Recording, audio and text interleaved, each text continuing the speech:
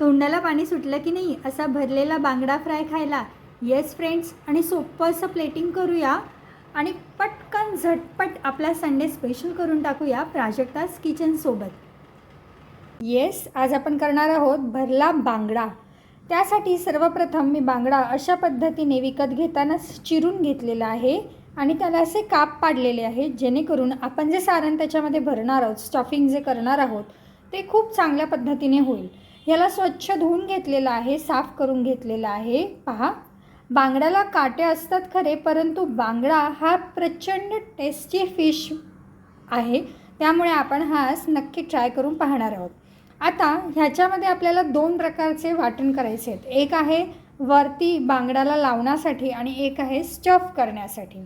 तर लावण्यासाठी आणि स्टफ करण्यासाठी जे वाटण करायचे आहे ते ऑलमोस्ट सेमच आहे. बघा, कोथिंबीर, लसूण, मिरच्यांमध्ये हिरवी मिरची तिखटपणा येण्यासाठी, आणि ही जी लाल मिरची आहे ती एक छान असा ॲट्रॅक्टिव्ह कलर देते म्हणून घेतलेली आहे. भरपूर सारी कोथिंबीर आहे, लिंबू आहे जे आपण ह्याच्यावर पिळणार आहोत, आणि इथेच मी सारे मसालेही घेतले आहेत, कारण एकदा का फिशमध्ये हात गेला की आपल्याला परत आपल्या मसाल्यांच्या डब्यांना तोच हात लावायचा नसतो. त्यामध्ये आपला रेग्युलर रेड चिली पावडर, हळद, मीठ चवीनुसार, आणि इथे मी फिश फ्राय मसाला घेतलेला आहे. तुमच्याकडे नसल्यास तुम्ही गरम मसालासुद्धा वापरू शकता. आणि आता काय डिफरन्स आहे, मला आतमध्ये सारण जे तयार करायचं आहे त्यामध्ये मी ह्याच सगळ्या गोष्टी घेणार आहे, परंतु त्यामध्ये मी थोडंसं खोबरं, एक पाववाटी खोबरं आणि अर्धा कांदा ॲड करणार आहे. बस, बाकी सगळे इन्ग्रेडियंट्स आहेत ते सेमच आहे.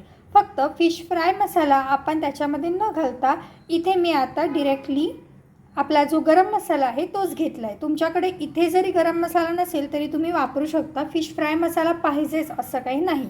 ओके, कढीपत्ता जो असतो ना तो करीमध्ये छान लागतो, खाल्लाही जातो, पण फ्रायमध्ये आपण कढीपत्ता घालत नाही मोस्टली, त्याच्यामुळे मी तोही मिक्सरला लावून टाकणार आहे, जेणेकरून कढीपत्त्याची सुंदरशी चव येईल. बाकी साऱ्या गोष्टी तुम्हाला माहीतच आहेत. ओके, त्यानंतर भाजण्यासाठी, म्हणजे हे स्टफिंग करून झाल्यानंतर जे आपण बांगडा फ्राय करणार आहोत त्यासाठी इथे मी रवा घेतलेला आहे. एक वाटीभर रवा आणि पाववाटी तांदळाचं पीठ घेतलेलं आहे. तांदळाच्या पिठामुळे क्रिस्पीनेस येतो.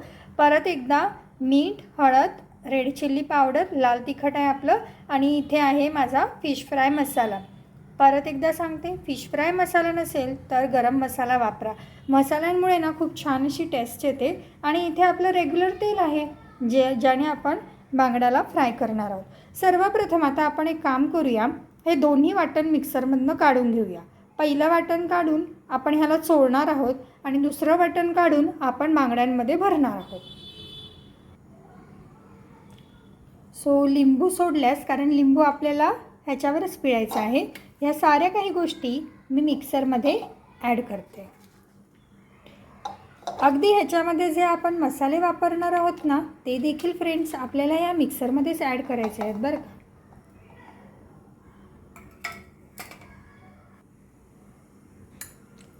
सारा मसाला ॲड करून झाल्यानंतर मी त्यात थोडंसं पाणी पण ॲड करते, जेणेकरून त्याला एक ओलावा येईल. वा, पहा किती सुंदर असं टेक्स्चर तयार झालेलं आहे या पेस्टचं.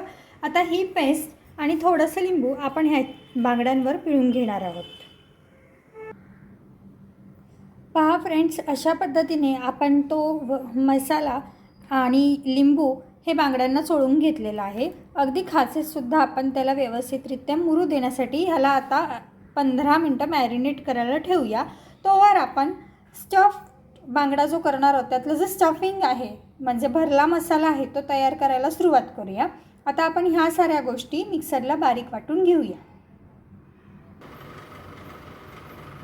पहा फ्रेंड्स, अशा पद्धतीने हे वाटण आपलं रेडी आहे, जे की आपल्याला बांगडामध्ये भरायचं आहे, पण लगेच नाही. आधी आपण त्याला 1 चमचा तेलामध्ये व्यवस्थितरित्या फ्राय करून घेऊया, जेणेकरून त्याचा जे कचवटपणा आहे कांदा खोबऱ्याचा तो निघून जाईल. मी इथे पॅनमध्ये ना तेल गरम करायला ठेवलेलं आहे 1 चमचाभर, आणि त्याला आता मी हिंग टाकलेलं आहे. हिंगाची फोडणी छान लागेल. वाव, बघा, अशा पद्धतीने तुम्ही वाटण करा आणि नक्की एकदा बांगडा फ्राय ट्राय करा, तुम्हाला आवडेल. मालवणी साईडला ह्याच पद्धतीने, म्हणजे कांदा खोबऱ्याच्या वाटपाने मोस्टली तिथे खोबऱ्याचा वाटप वापरला जातं. मी कांद्याचंही वापरलेलं आहे. तुम्हीसुद्धा एकदा ट्राय करून बघा, काहीतरी नवीन ट्रिक काढून, जेणेकरून आपल्याला एक नवीन टेस्ट मिळेल.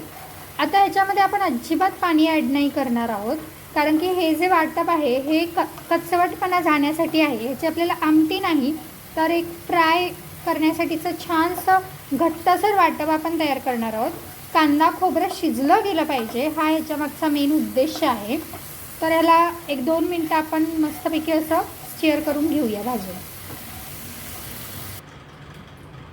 आहा, बघा किती सुंदर कलर आलेला आहे आपल्या वाटपाला, कारण त्याला आपण रोस्ट करून घेतलं आहे, मस्तपैकी तेलात भाजून परतून घेतलेलं आहे. त्याच्यामुळे जे हिरवं वाटण होतं ते आता किती छान दिसतं आहे. याचाच अर्थ कांदा खोबरं हे सुंदररित्या परतवलं गेलेलं आहे.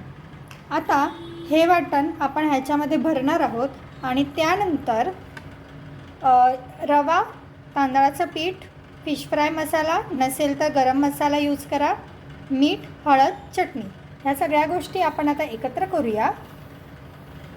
सुंदर असा ह्याला कलर आलेला आहे टेक्स्चरला. तांदळाचं पीठ आहे ना, हे मस्त चिकट्ट आणि क्रिस्पीनेस देतं, म्हणून रवा कसा सुटतो त्यातनं, म्हणून आपण तांदळाचं पीठसुद्धा ॲड करणार आहोत. Okay, wow. हे बघा फ्रेंड्स, इथे मी चमच्याच्या साह्याने किंवा हाताने सुद्धा गार झाल्यावर तो मसाला तुम्ही असा या खाचेमध्ये भरायचा आहे. या पद्धतीने आपण जो हिरवा मसाला तयार करून ठेवलेला आहे तो, म्हणजे आपले स्टफ्ड बांगडा आता रेडी आहेत तिन्ही. ओके, आणि वरवर मी जेवढा राहिला अर्धा थोडासा चमचा तेवढा लावला आहे. आता मी कढईमध्ये म्हणजे पॅनमध्ये तेल गरम करायला ठेवलं आहे. हे तुम्हाला येलोइश यासाठी दिसत आहे, कारण मी 2 चमचे रेग्युलर तेल आणि 1 चमचा सरसोचं ऑइल वापरलेलं. सरसोचं तेल जे असतं ते नॉनव्हेजसाठी छान टेस्ट देतं, त्याच्यामुळे. आता आपण जे हे पीठ तयार करून ठेवलं आहे त्यात आपण व्यवस्थितरित्या ह्या फिशला अशा पद्धतीने स्टफ करून घेऊया, दोन्ही साईडने आलटून पालटून, आणि मस्तपैकी पॅनमध्ये फ्राय करायला सोडूया. येस,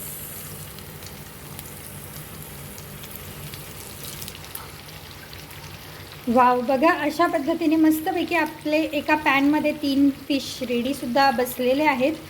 बरेच जण काय करतात, लगेच पॅनवर झाकण ठेवायची घाई करतात. तसं नाही करायचं आहे. त्याच्यामुळे काय होतं, हे जे कोटिंग आहे ना, जर लगेच झाकण ठेवलं तर वाफवलं जाईल, मग त्याचा क्रिस्पीपणा येणार नाही. तर आपल्याला थोडं वेट करायचं आहे. 2-2 मिनटं आधी मस्तपैकी दोन्ही साईडने माशांना आपण मंद आचेवर का ना होईना, मंद ते मीडियम आचेवर आपण छानपैकी क्रिस्पी होऊ द्या, आणि मग आपण वाटल्यास मिनिटभरासाठी झाकण ठेवून त्याला व्यवस्थितरित्या शिजवून घेऊया. पहा, 2 मिनटानंतर अशा पद्धतीने तेल उकळलेलं आपल्याला दिसत आहे. हलका हलका फिश सुटायलासुद्धा लागला आहे. आता आपण याला पलटवून घेऊया. वाव, बघा फ्रेंड्स, पलटवताना थोडंसं माझ्याकडनं त्या सटकला गेला आहे, त्याच्यामुळे इथलं कोटिंग गेलं आहे. But you can easily watch की थोडं हळूवार व्यवस्थित पलटवलं ना तर कोटिंग छान राहतं. आणि महत्त्वाची गोष्ट म्हणजे इतका सुंदर प्रकारे हा स्टफ झालेला आहे. जरा जरी हात लावला ना, हा शिजलेलासुद्धा आहे व्यवस्थित. तरी आपण 1-2 मिनटं ह्याला दुसऱ्या साईडने सुद्धा छानपैकी परतवून घेऊया, क्रिस्पी होऊ दे. ह्याचे कोटिंग आहे ना, हे छान कुरकुरीत झालेलं आहे, ना कमी ना जास्त. ओके, खूप छान प्रकारे हा शिजलेला आहे. तरी एक रिस्क नको म्हणून 1 मिनिटभर आपण याला अशा पद्धतीने झाकण ठेवूया.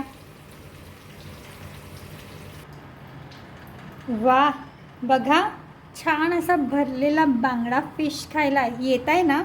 प्लेटिंग खूप इम्पॉर्टंट असतं फ्रेंड्स, त्याच्यामुळे खूप सोपं, साधं, सुटसुटीत कांदा, लिंबू, मसाला, तेल लावून केलेला कांदा आणि पुदिन्याची चटणी.